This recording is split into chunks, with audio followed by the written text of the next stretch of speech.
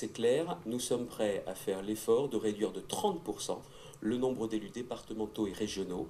L'addition des indemnités des conseillers régionaux et des conseillers généraux en France n'est pas l'équivalent du budget de l'Élysée.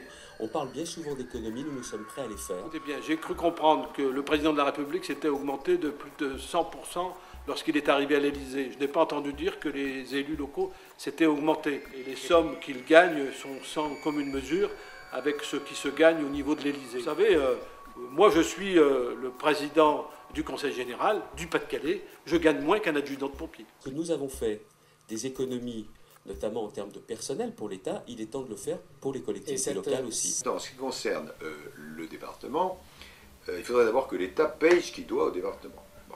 Alors ça représente, notamment dans le Pas-de-Calais, des centaines de millions. Et la vérité, elle est dans les comptes. Moi, l'État m'a transféré le RMI et le RSA, il me doit 170 millions d'euros. Personne ne le conteste. Vous regardez les rapports de la Cour des comptes, ils disent qu'effectivement, c'est ce qui se passe. L'État vient, il y a quelques jours, de supprimer la jungle à Calais.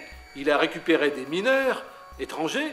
Et qu'est-ce qu'il a fait? Il les a placés dans les maisons du département du Pas-de-Calais. Et c'est moi qui ai payé.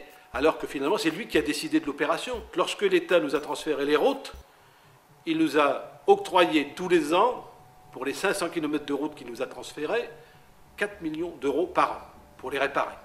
Mais il nous a écrit immédiatement après que les routes qu'il nous avait transférées étaient accidentogènes et qu'il fallait qu'on nous prévienne que c'était grave, qu'on risquait des accidents.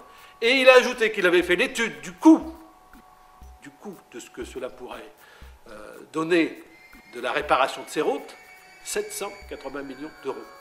780 millions d'euros divisés par 4, il faut à peu près plus de 150 années pour réparer les routes que l'État nous a transférées. Avouez qu'on ne peut pas rester sans faire un effort financier. C'est-à-dire que c'est le département qui va faire le travail que l'État aurait dû faire.